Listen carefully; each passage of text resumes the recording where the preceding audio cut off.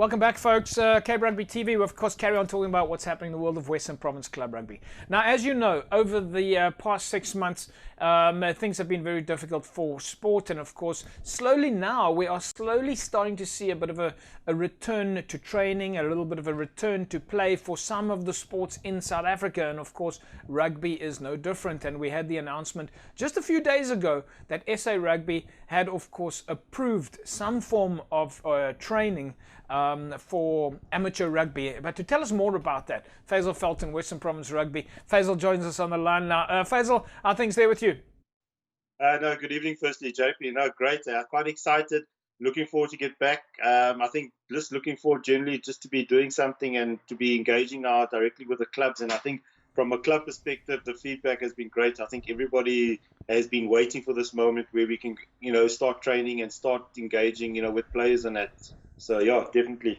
Did I sort of sum it up right there? Basically, it's been lockdown and you've been waiting for SA Rugby to see what government says and see what the official recommendations are.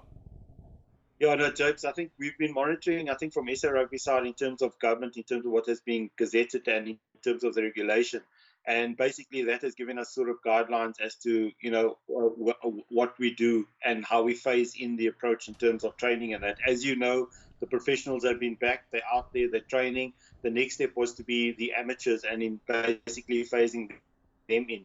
And see in terms of, SARU's approach, it's also a phased approach. It's not just go out there and start training. It's basically a step-by-step approach. And I think from the union side, we're quite excited about it. The clubs are excited.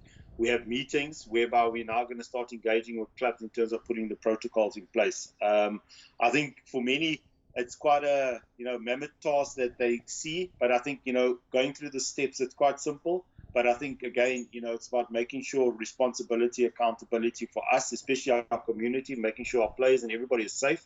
So yeah, we're quite excited and looking forward to this, this opportunity. So let me just understand this. We're definitely not talking about any club or any player being allowed to be back on the training field until all the processes have been complete. The protocols have been worked out and the paperwork has been worked out, and that there's an official approval. Definitely, JP. I think, from our side, as player safety is more important than anything else. So before we're going to allow anything or anybody to do anything, there's got to be a sign-off from the union side. So from our side, it's an education process. I think the key thing here is just to make sure that we've ticked all the boxes. I think from the union side, from the club side, and also from the player side. So before we start the process of being allowed on the field, there's a number of things that need to be in place. And I think, with us tonight is the first, meeting that we're having with the clubs where we will sort of break down all the components that need to be completed in terms of compliance, but also for the clubs also to engage and ask questions. I think a lot of people have questions out there in terms of, what they're allowed to do, what aren't they allowed to do. So hopefully, in the next week or so, we'll clear up everything and then, it's back to training for the first 4 weeks, according to SARU's phased approach. Of course, some of the components, as you say now, education is key. It's all about education. I mean, like you would normally have been educating how to referee a game, or how you would be coaching a game, or how you would be doing a workshop on box smart. Now you're actually doing a workshop on COVID, and this has many different elements to it.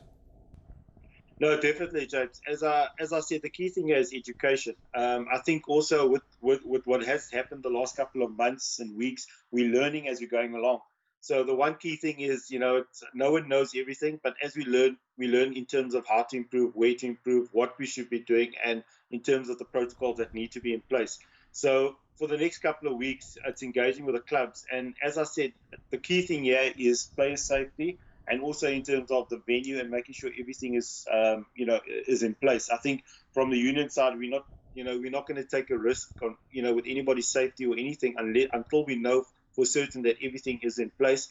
And number one, the key thing here is the clubs in terms of responsibility from their side. The club, unfortunately, they will have to see and ensure, number one, the protocols in place. There will be a compliance officer that specifically will deal only with COVID. So like you had your maths commissioner, you've now got a COVID compliance guy that will only look at safety elements of it. So we're trying to make sure there's not going to be a dual role for this. So his job is just specifically that. So so it's a learning experience. I think it's education. I mean, it's interesting that you say that. You talk about the compliance officer. Government has made it very clear that the compliance officer is responsible for the health and safety of the venue. Yeah, no, definitely. He's got it's a role. It's a big role. I mean, I've been a compliance officer now at Western Province the last couple of months. I've learned as we go along. And the one key thing is, firstly, when we started and read through the documentation and, you try and understand it, I think that is the key, is trying to understand the virus and trying to understand in terms of how it works, but then looking at how do we conquer, or how do we put up protocols in place to ensure the safety of all our, our players and our, and in the community and the facility. I think the key thing here is about ticking the boxes. So from the union side, it's going through that process of ticking the boxes, and the compliance officer, that's going to be his function. When he goes down to the field, is to make sure that all the protocols are set up, the screening is done, the documentation has been completed.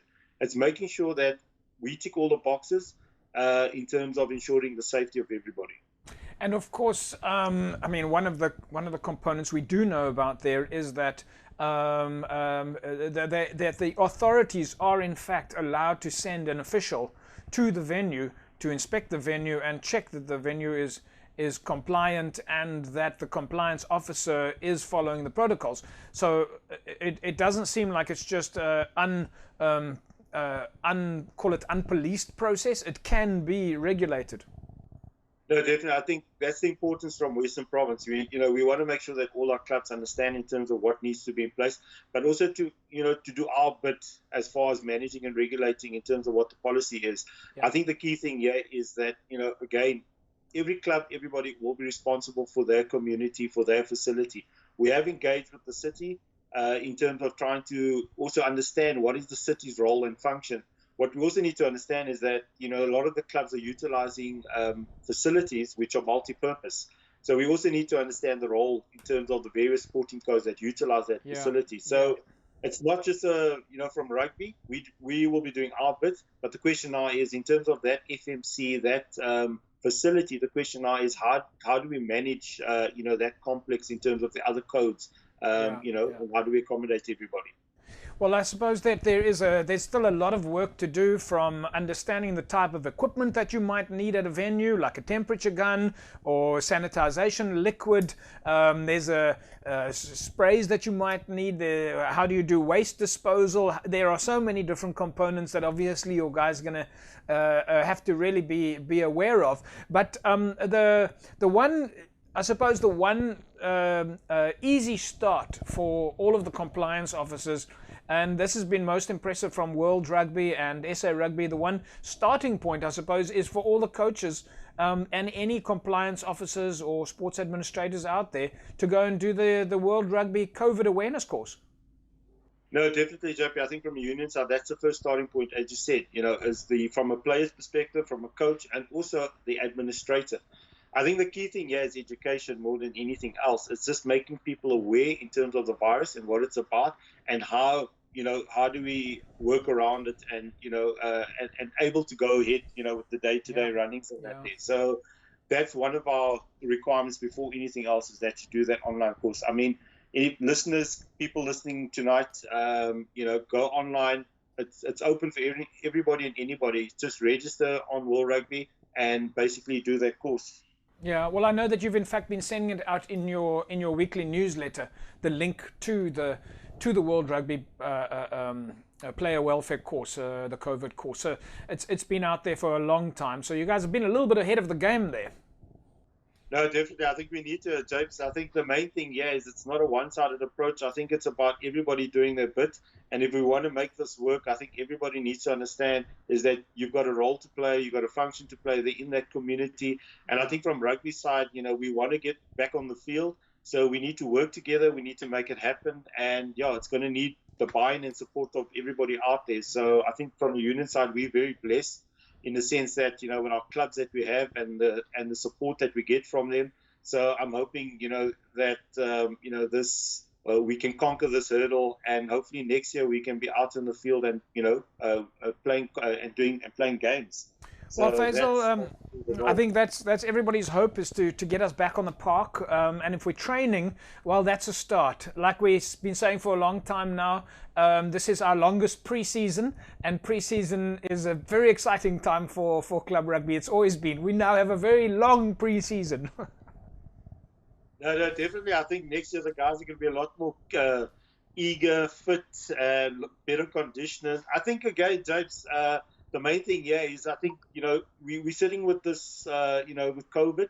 I think we must take this opportunity now where we've been given. And I think that's the one thing I think from SA Rugby side is people have all been asking the question. You've come back and you've given us, conditioning, and then you looked at training. And what's going to happen with contact. It's a phased approach. Yeah. So I think at least now we've got some sort of guidelines as to what we can do. And I think within those parameters, clubs need to start now taking that advantage and looking in terms of our planning. And October, November, this is our preseason. So perfectly positioned for next year, I would say. Faizel, we look forward to that then. And I think from our side, we'll be happy to do a weekly COVID preparation and education component on the show here that'll help everybody out there understand some of the elements that you're busy deploying. No, thanks a lot, JP, and thanks to everybody out there. And I think let's make it work. Thanks a lot, There we go, folks. That was, of course, our catch-up there with Faizel Felton, Western Province Rugby, and, lots of regulations to be implemented, and hopefully we'll see some of the clubs back at training quite soon. Folks, that's a wrap from us here this evening. We trust that you will remember to, of course, still adhere to all of the COVID regulations. Remember, practice social distancing, always wear a mask, and, of course, wash your hands. Folks, that's a wrap. We'll see you again next week, same time, same place. Have a fantastic rugby weekend. Bye-bye.